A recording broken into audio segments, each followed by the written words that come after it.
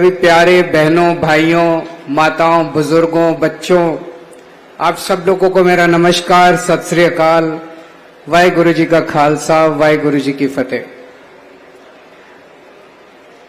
अभी हम लोगों ने वीडियो देखा,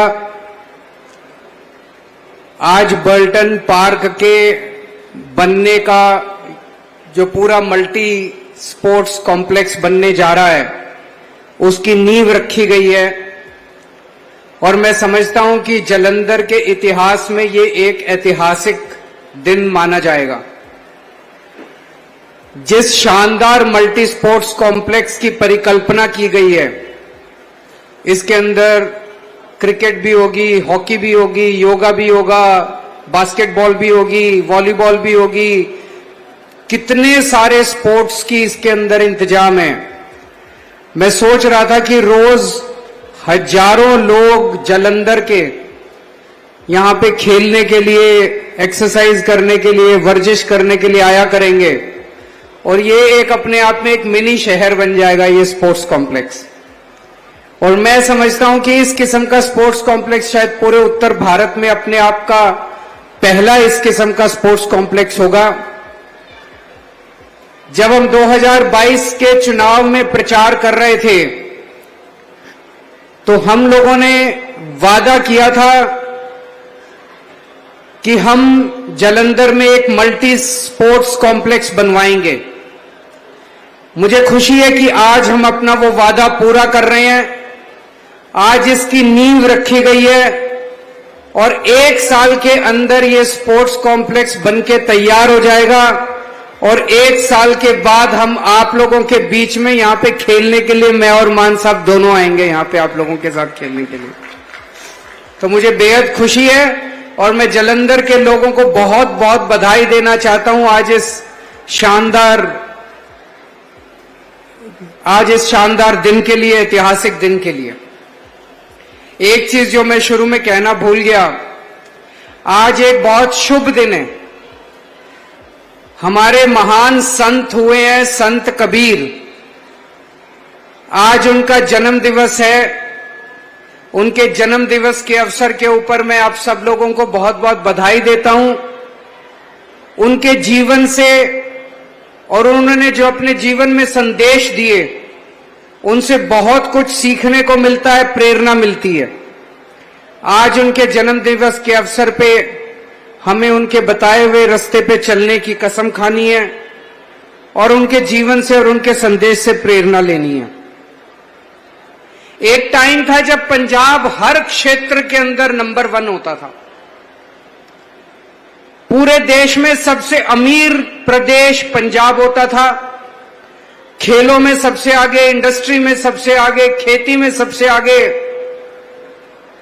लेकिन पिछले कुछ सालों से जिस तरह से हमारे से पुरानी सरकारों ने, चाहे इस पार्टी की सरकार थी, चाहे उस पार्टी की सरकार थी, उन्होंने जिस तरह से पंजाब को नशे में धकेल दिया, पंजाब की जवानियों को जिस तरह से नशे में धकेल दिया, आज पूरा पंजाब घर घर के अंदर नशा बिकने लग गया। घर घर के अंदर नशे से प्रताड़ित है बच्चे। पिछले कुछ महीनों से हम लोगों ने नशे के खिलाफ युद्ध छेड़ा है। पंजाब सरकार ने जिस तरह का नशे के खिलाफ युद्ध छेड़ा है, पूरे भारत में 75 साल में आज तक पूरे देश में कहीं किसी सरकार ने नहीं छेड़ा। नशा पूरे देश में कई जगह बिकता है। दिल्ली में भी नशा बिकता है, हरियाणा में भी नशा बिकता है, कई जगह बिकता है। लेकिन जिस किस्म का युद्ध और जिस किस्म के कदम, जो ठोस कदम जिस तरह से पंजाब सरकार ने उठाए हैं, ऐसा किसी ने हिम्मत नहीं की पूरे देश के अंदर किसी भी सरकार ने उठाने की। अब मैं और मान साहब कई पिंडों में गए थे। पूरे के पूरे पिंड नशा मुक्त हो रहे हैं।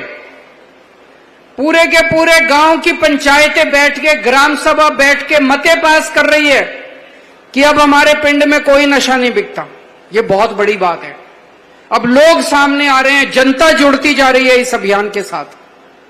सोच के देखो, आज से 3-4 महीने पहले जनता में कोई आदमी हिम्मत नहीं करता था बताने की कि उनके गांव में कौन नशा बेचता। उसको डर लगता था कि अगर मैंने बता दिया तो ये नशा बेचने वाला मेरे परिवार को मारेगा, मेरे परिवार को तंग करेगा।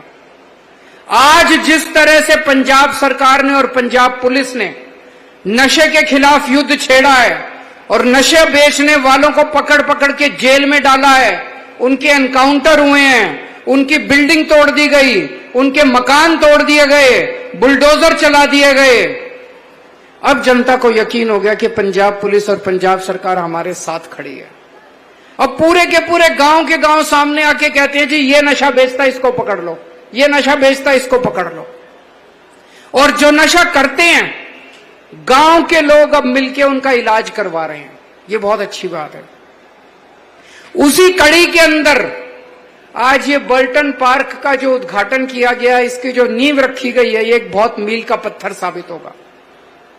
बच्चे नशा छोड़ के अगर उनको कुछ काम नहीं दिया गया, कुछ खेल कूद का अवसर नहीं दिए गए, तो वो वापस नशे में चले जाएंगे। तो बर्टन पार्क में हजारों बच्चे रोज खेलने के लिए आएंगे। मुझे बेहद खुशी है कि नशे से बाहर निकालने में बच्चों को ये एक बहुत मील का पत्थर साबित होगा।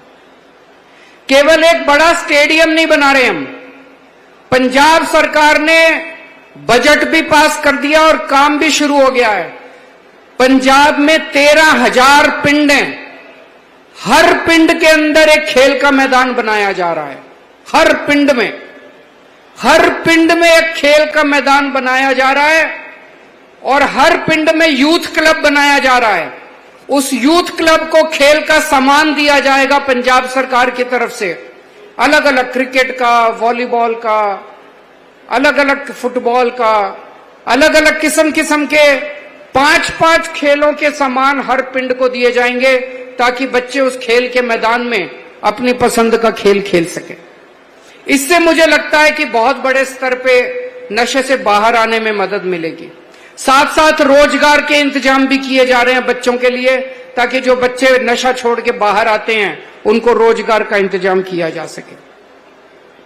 जैसे मैंने बताया, पिछली कुछ सरकारों ने इतना भ्रष्टाचार किया, इतना चोरी करी, इतना डाका डाला, लूट लिया पंजाब को।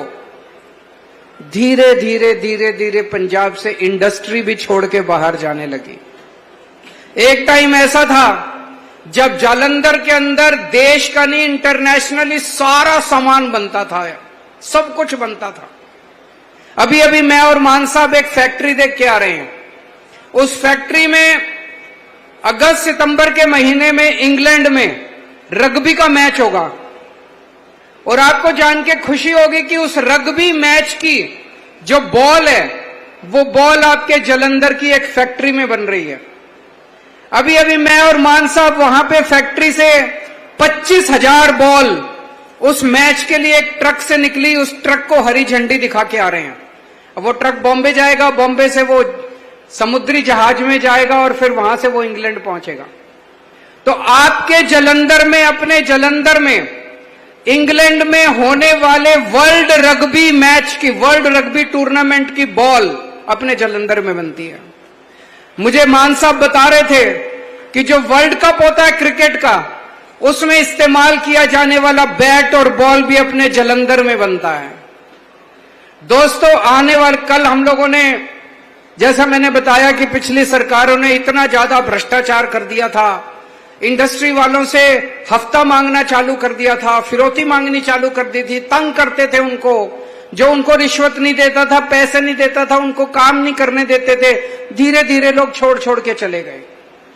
अब हमने ये सब बंद किया है। अब साफ सुथरी सरकार है, ईमानदार सरकार है।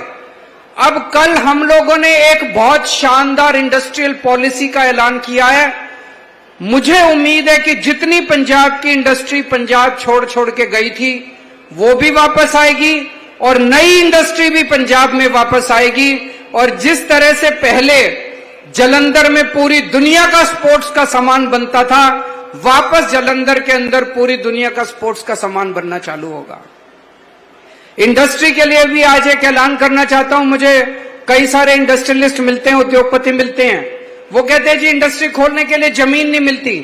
आपके लिए मैं कहना चाहता हूं कि बहुत सारे नए फोकल पॉइंट हम चालू करने जा रहे हैं। जालंधर के आसपास भी नए फोकल पॉइंट चालू करेंगे। आप आओ, इंडस्ट्री लगाओ, स्पोर्ट्स का सामान बनाओ, आपको सारी मंजूरियां देंगे, 45 दिन में मंजूरियां देंगे, जमीन देंगे, सब कुछ देंगे। आप सामान बनाओ, हमारे बच्चों को रोजगार दो, बच्चे खेलेंगे, रोजगार करेंगे, ताकि वो नशा ना कर सकें।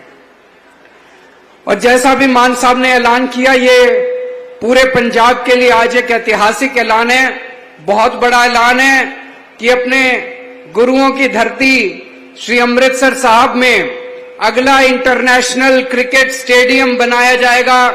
मोहाली के बाद दूसरा इंटरनेशनल क्रिकेट स्टेडियम अमृतसर में होगा। मैं मान साहब को बहुत बहुत बधाई देना चाहता हूं। आप सब लोगों को, पंजाब के लोगों को बहुत बहुत बधाई देना चाहता हूं इस मौके पर यह ऐलान करने के लिए। आप सब लोग आज इतनी भारी संख्या में आए, इतनी धूप के बावजूद आए, आप सब लोगों का बहुत बहुत शुक्रिया, तहे दिल से शुक्रिया।